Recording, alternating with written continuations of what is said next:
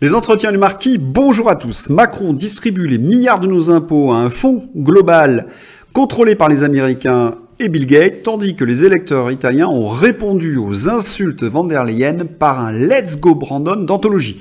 Nous parlerons aussi de Gérald Darmanin, d'Alain Delon et de l'ambassadeur de Russie sur LCI. Mais avant de traiter toutes ces informations, je tenais à vous remercier. Vous êtes de plus en plus nombreux à rejoindre cette chaîne, vous êtes de plus en plus nombreux à m'écrire. Je tenais à vous remercier de vive voix. C'est en mettant des petits pouces et en vous abonnant que vous soutenez la réinformation. Et c'est ainsi que nous arriverons à déborder les médias de grand chemin. Alors encore une fois, merci.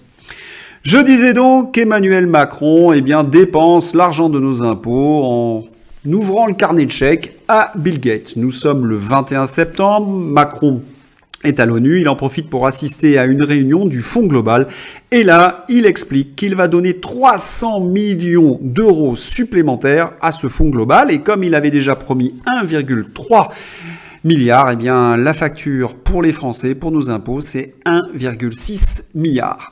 Vous comprenez que cette information est restée sous les radars de la presse française parce qu'elle suscite un véritable malaise. En effet, nous sommes dans une situation critique en France, nous avons un déficit budgétaire colossal, c'est le moment que choisit Macron pour ouvrir le carnet de chèques. C'est nos impôts qu'il distribue ainsi à Bill Gates et aux Américains. Sachez que nos hôpitaux, quand je dis sachez, vous le savez déjà, nos hôpitaux sont dans un triste état, nous manquons de soignants, nous manquons de matériel. J'entendais dernièrement un chef d'hôpital qui attend un IRM désespérément. Macron préfère lui donner l'argent à un fonds dirigé par Bill Gates.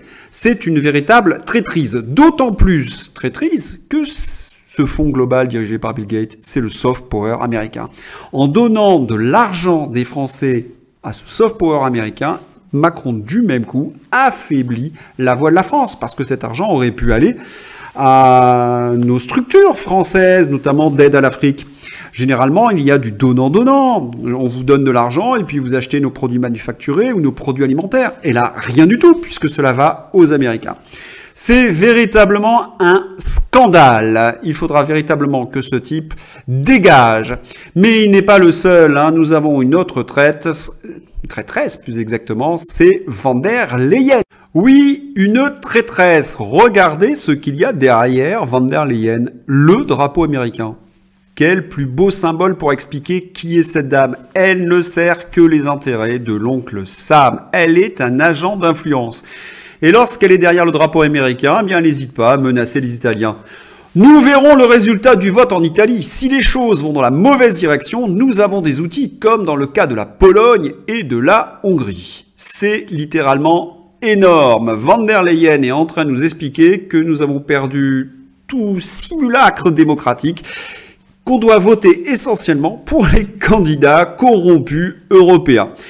Son intervention, évidemment, a suscité un malaise général. Et ce qui m'a intéressé, c'est que quelques européistes ont quand même relevé cette monstruosité. Je pense à Marc Venot, qui n'hésite pas à dire « Cette dame donne des leçons aux électeurs italiens pour leur expliquer ce qu'ils doivent voter ou pas. Ce genre de comportement décrédibilise totalement de l'Europe. C'est de l'ultra-ingérence. C'est à désespérer. » Alors, si les européistes sont désespérés, nous sommes véritablement sur la bonne voie. On va finir par y arriver.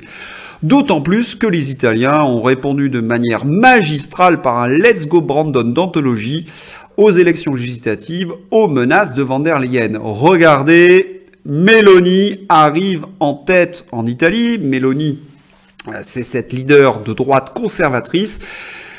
Si elle s'allie avec Salvini, Berlusconi et puis un autre parti italien, ils ont la majorité absolue. D'autant plus que cette photo que j'ai prise au milieu de la nuit pour vous, mais moi dans ma matinée en Australie, il y a quelques affinements à dire, c'est qu'elle n'est pas à 24% comme sur ma première vignette. J'ai pris ces vignettes dans la Stampa, le journal italien, elle serait à 26,4%. C'est donc un véritable triomphe pour cette dame. Alors évidemment, cela ne plaît pas à nos journalistes français qui parlent de fascisme, mais j'ai envie de leur dire, il y a la même chose qui est arrivée en Suède. Là, c'est en Italie. Eh bien, j'ai peut-être jamais 203, peut-être en France, si nos leaders sont capables de faire cette union des droites. On va passer maintenant à une information un peu plus amusante. C'est les mésaventures de Darmanin. Regardez bien cette image. Que voit-on? Eh bien, on voit Gérald Darmanin avec un monsieur qui lui a joué un sacré tour. En effet, que lit-on sur le t-shirt? Ça va bien se passer. Alors, cette phrase a une histoire, je ne sais pas si vous vous en souvenez, mais Gérald Darmanin a été interviewé sur BFM par Apolline de Malherbe et cette dernière lui rappelait l'augmentation catastrophique des crimes en France. Et face à ce bilan, Gérald Darmanin est devenu mauvais. Il lui a dit « Vous vous calmez, ça va bien se passer ». Or, ça va bien se passer, c'est une phrase très connue sur les réseaux sociaux. C'était un youtubeur qui avait menacé de casser la gueule à un autre en disant « ça va bien se passer ». Donc, qu'avait fait Gérald Darmanin? Une tentative d'intimidation vis-à-vis d'Apolline de Malherbe, qui évidemment l'avait très mal pris et lui avait un petit peu crié dessus. Donc, une scène d'anthologie du journalisme. Alors, je voudrais quand même dire cette chose. Un ministre de l'Intérieur qui menace une journaliste, normalement, il y aurait dû avoir des sanctions contre Gérald Darmanin, mais vous connaissez cette république bananière d'Emmanuel Macron. C'est passé comme si de rien n'était. Alors, ce garçon n'était pas tout seul, il appartient à un collectif, le collectif Ibiza, qui a pris à partie Gérald Darmanin ce samedi 24 septembre à Versailles. Alors, ils étaient assez nombreux. Alors, ça donne des jolies photos. Hein. Gérald Darmanin est en train de prendre un café à une terrasse et ils sont tous en train de dire violence contre les femmes. On est avec vous, Gérald, parce qu'ils ont utilisé l'ironie et l'humour. Et nous avons assisté à un échange absolument hallucinant entre ce monsieur barbu et Gérald Darmanin. Alors, ce monsieur barbu explique que pour la violence contre les femmes, il est très admiratif de Gérald Darmanin, hein, et il dit « Je fais comme vous, moi je demande une pipe contre un service ». Gérald Darmanin l'a très mal pris, il a dit que c'était la diffamation et qu'il allait porter plainte. Pourtant, si on se souvient des affaires judiciaires, des démêlés judiciaires de Gérald Darmanin, eh bien, il y a des jeunes femmes qui ont porté plainte, hein, justement parce que Gérald Darmanin leur demandait une petite gâterie contre un service et notamment un logement. Voilà, et j'ai trouvé en fait ce collectif Ibiza assez intéressant. Prendre les choses avec humour, légèreté et mettre le ministre ou l'homme public face à ces actes. Bravo, bravo au collectif Ibiza. Alors on va traiter une nouvelle qui moi m'a bien traité une nouvelle.